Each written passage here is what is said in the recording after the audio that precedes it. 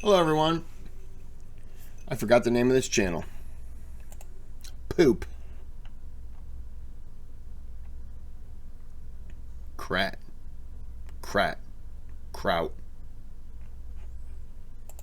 To Kraut. But this is the third installment.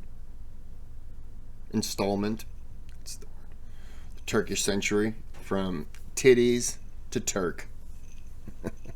Get your drink. I got mine. Let's go. Ottomans mainly pursued rule over the Mediterranean, because most powers before them had done so as well, and because of the enormous geopolitical value of the Mediterranean before the 1700s. And the first step to controlling the Mediterranean was completed by the 1450s, when the Ottomans ended the Byzantines and controlled most of the Balkans, Marmara, the Bosporus, and the Aegean coastline. The Ottomans made Constantinople their new capital and transformed the city dramatically. Under the Byzantines, the city had stretched along the southern end of the Golden Horn. Under the Ottomans, over the next 2 centuries, the city expanded into all directions to include the entire Golden Horn and both sides of the Bosporan Straits. The massive city would come to dominate international trade for the next 200 years, and also would be the harbour from which an enormous Ottoman fleet would try to conquer and control the Mediterranean. Beginning what we now know as the era of transformation.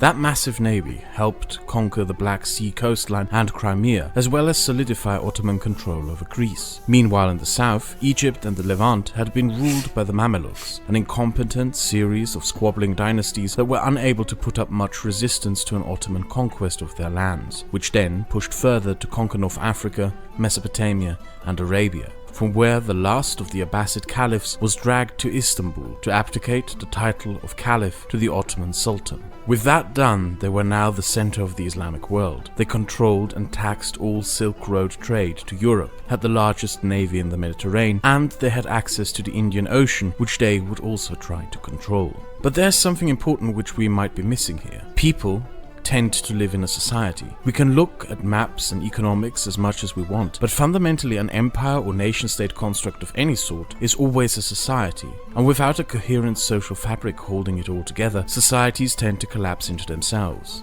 So what was this Ottoman society like, and how did the social fabric of this society keep such a large and diverse empire together for 400 years?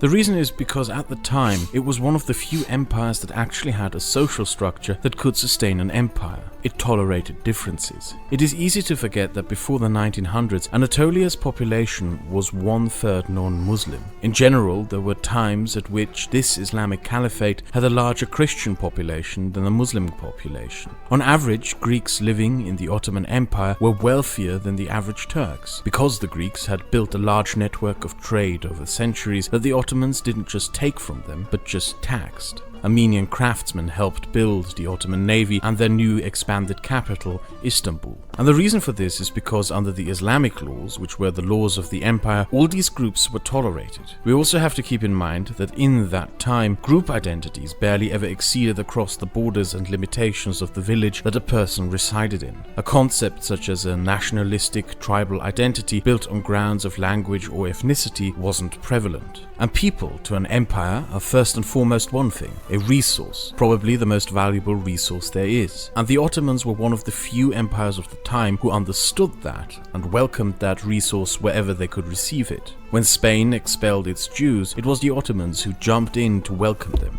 And that tolerance that made life in a religious hierarchy possible gave the Ottomans enormous advantages over their contemporaries. But also it just said that people were how'd they word it? The resource. People were the biggest resource. So, more people in, more taxes, more jobs, more production, more productivity, happier people, maybe. So yeah, I mean, it's a good risk to take. Arab caliphates, in comparison, tended to overly stigmatize non-Muslim groups, enforced Arab tribal structures over subjects, and were regularly subjected to anti-Jewish programs and expulsions. Europe was at that time consumed by religious hatred. If you were Catholic, living in Protestant lands was not a good idea, neither was the reverse. The resulting conflicts bogged Europe down into massive bloodlettings such as the 30 Years' War and the 80 Years' War that stifled innovation and expansion. While within the Ottoman Empire, differing religious groups were tolerated, and this gave the Ottomans an enormous benefit in building and sustaining internal stability, but to also take advantage of external conflict. When the Ottomans, for example, marched on Vienna, they were joined and supported by Hungarian Protestants, who no longer wished to live under Austrian Catholic Habsburg rule. On a side note, there's an Austrian racial slur for Hungarians that developed out of this historic event, Kruzi-Türken, which means cross-carrying Turks. But it would be unwise, as many unfortunately do today, to see this as a glorified, tolerant Islamic past. For one, and probably most importantly, there's a big difference between being tolerated and having rights as a person. The main difference being that one of them is a long list of guarantees to you as a person for your safety, life and well-being. The other is a list of all the things you cannot do, mostly dictated by a majority to an oppressed minority. The tolerance under the Ottomans, from our modern lens, was preferable to the intolerance of its neighbors, but it was just that, a condescending tolerance. Under Sharia law, a non-Muslim is a lesser being. A non-Muslim pays special taxes, has no access to legal protections that Muslims may have. His testimony against a Muslim will always be rejected in courts, which by extension means Muslims have a free hand to commit crimes against non-Muslims without facing any consequences. Non-Muslims are forbidden from owning a means of transportation, are forbidden from building new houses of worship, were forbidden from publicly practicing their faith, and lived in segregated ghettos. From our modern lens, this is unacceptable, but even this discriminatory standard of living was preferable over the chaos and madness of Europe at the time, where worshipping the wrong god simply got you burned alive. If you were to travel back through time into the Ottoman Empire at the height of its power, calling the first official you encountered a Turk or even an Ottoman would have earned you a weird look, and the response, "You are in the Roman Empire," as that is what the empire saw itself as. After taking Constantinople, they proclaimed themselves to be the legitimate heirs of the Roman Empire. This was also a society of multiple languages, from Turkish to Persian to Arabic to Armenian, Greek and Hebrew. And languages were also separated by class, not only within the Islamic religious hierarchy, but by social status. Few people outside of the Ottoman Arab lands spoke Arabic. The language was reserved to be the language of religion and the mosque. The commoners spoke Turkish, but the Sultan, the royal family and the royal court all spoke Persian, as they had held on to the court traditions and practices of the Seljuks, and also saw themselves as the legitimate rulers of Iran. Which leads us to another often overlooked fact. We like to often think of the Ottomans as the great rivals of Russia or the Habsburgs, but the reality is that they mostly fought their wars with dynasties ruling Iran, as they wished to incorporate Iran into their empire. The Ottoman transformation period lasted for 2 centuries, throughout which it was at the height of its reach and the predominant power of the hemisphere. But as we all know, that empire came to gradually, over the course of its remaining 2 centuries, to collapse into itself.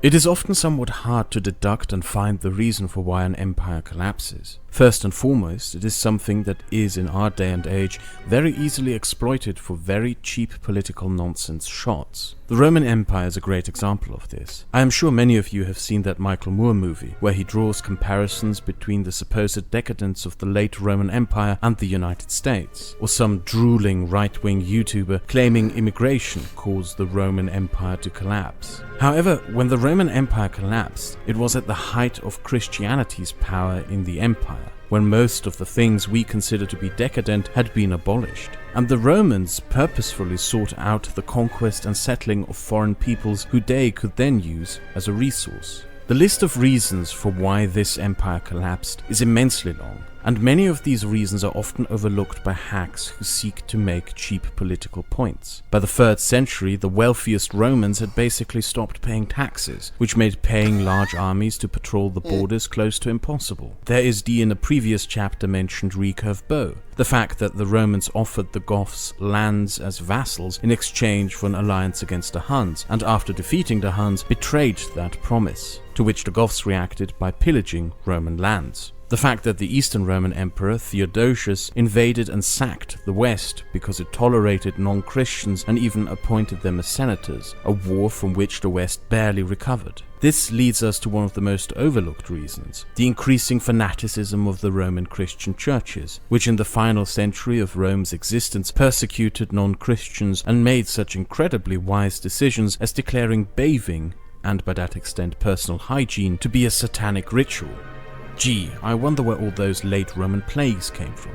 In summary, there's a long list of reasons for why some nations fail, and some of these reasons are unfortunately easily abused, and others easily overlooked. History is never simple, and the reason for why historic events happen are also often never simple. When it comes to the Ottoman Empire in popular history, the moment mostly used as the supposed beginning of the decline is the failed siege of Vienna. But that is really not the moment to realistically choose. This was an extraordinary event, one of the few moments where European states that usually were enemies were able to unite in a common cause. So it makes for a nice story, something that sounds nice and appeals to visions that people may have of the past and present as civilizational struggles between vague concepts of cultures. But it leaves out a fundamental fact, which is that even after this defeat, the Ottoman Empire was still at the peak of its strength and would remain a powerhouse for almost 2 more centuries. Let me instead... That's a lot of territory. posit to you 3 alternative reasons for why the Ottoman Empire declined: technological, geographic, and social. The compass, the cross-staff, and the carvel. The compass helped you know where you were going. The cross-staff helped you figure out where you are. And the carvel was a way to build a ship that allowed it to go faster, with more cargo, and deep into the oceans. Suddenly, those vast pits of certain doom and death turned into free highways, and those highways led to new lands, which in their turn brought something new to Europe: the potato, the tomato, and corn. These new cash crops were not as frail and vulnerable as wheat. The Europeans suddenly had their own bread baskets that could sustain a surplus in food, and the technological advances in deep-water navigation also impacted geography, not physically, but its usefulness. If you wanted to buy Chinese silk or Indian spices, you had to pay the tariff set by the Chinese, Mughals, Safavids, Ottomans, and Venetians. These products Is that because it went through all those territories? ended up being luxuries due to the resulting large price tag, and the Ottomans controlled that trade route, so a lot of the money went to them. Then the Portuguese simply sailed around Africa and them, cutting out all the middlemen and bringing vast fortunes. The strategic importance of the Mediterranean, which had helped the Ottomans so much, was suddenly a trap. Now they were closed in and limited by that small ocean and couldn't break out into the open oceans. This brings us to a battle and a war which I believe were more significant than the siege of Vienna. For the Ottomans to break out of the Mediterranean, they would have to conquer and control the entire Mediterranean. So they went to war with Venice, the Papal States, Genoa, and Spain, and were shattered at the Battle of Lepanto, where the recently developed new naval technology... Why did they have to go to war with them? Why couldn't they have some kind of a treaty that allowed them to pass, and then if that treaty ever, started not looking good, then you could go to war with them? I understand going to war with them to control it so you have free access in and out, but war is the last thing. When you can negotiate, you could have peace treaties, so many options.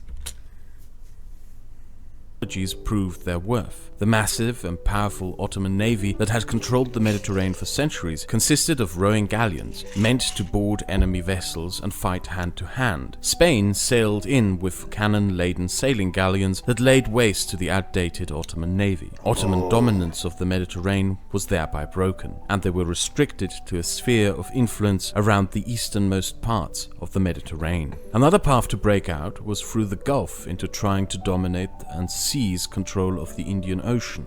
This resulted in a 20-year war with the Portuguese-Ethiopian alliance, which the Ottomans lost. Trapped by the limitations of their geography and technology, the Ottomans became prisoners of their own empire, unable to expand beyond its limitations. But there's also a social change which contributed to eventually undermining the Ottoman Empire. This is St. Hedwig's Cathedral in Berlin. It's just one of many cathedrals all across many European cities, but this one is somewhat special. Starting construction under Frederick II of Prussia, intent as being a temple for all religions to share as a common house of worship, it would be the first Catholic cathedral in a Protestant land. Gradually, after a few centuries of slaughtering each other over who was worshipping the right god, Europeans realized that this was silly and instead found other silly reasons to slaughter each other. But the extreme religious intolerance that had existed in prior centuries started to gradually wither away. The Ottomans thereby started losing their monopoly on tolerance.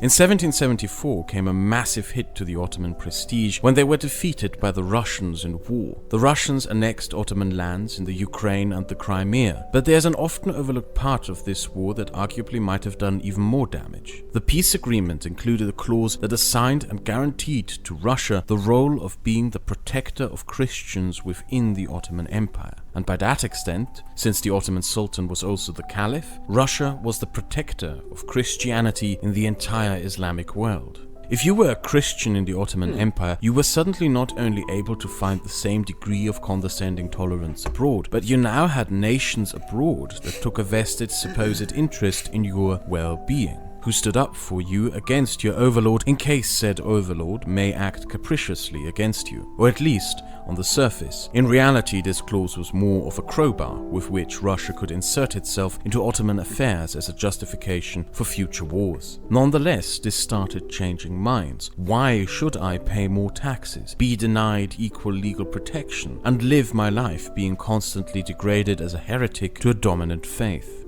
And the final nail in the coffin of the Ottoman social structure came from France, when the French beheaded their king, had somewhat of a revolution, and declared the emancipation of the Jews, with proclaiming that all men were equal, that all had inherent equal rights and liberties no matter their background, ethnicity, faith, or lack thereof. There is a difference between being tolerated and having rights, and with this event, the Ottoman Islamic social structures turned to many into an outdated relic of the past. I'm going to pause it here. Great time to end it. This is a really good video. I do like this one. I'll have to check out more stuff on this channel. But we have an hour to go, so, you know, it'll be 4 15-minute parts. But we'll get it done. We'll get there. So until next time, like and subscribe. Go ahead and do that right now. You got it? Okay, good. Now, click the button again, the like button and the subscribe button. Now do it one more time because you unsubscribed and you unliked. So go ahead and do it again. Okay, now I want you to go back and do it again. And then again. Or just do it the one time. It'll work.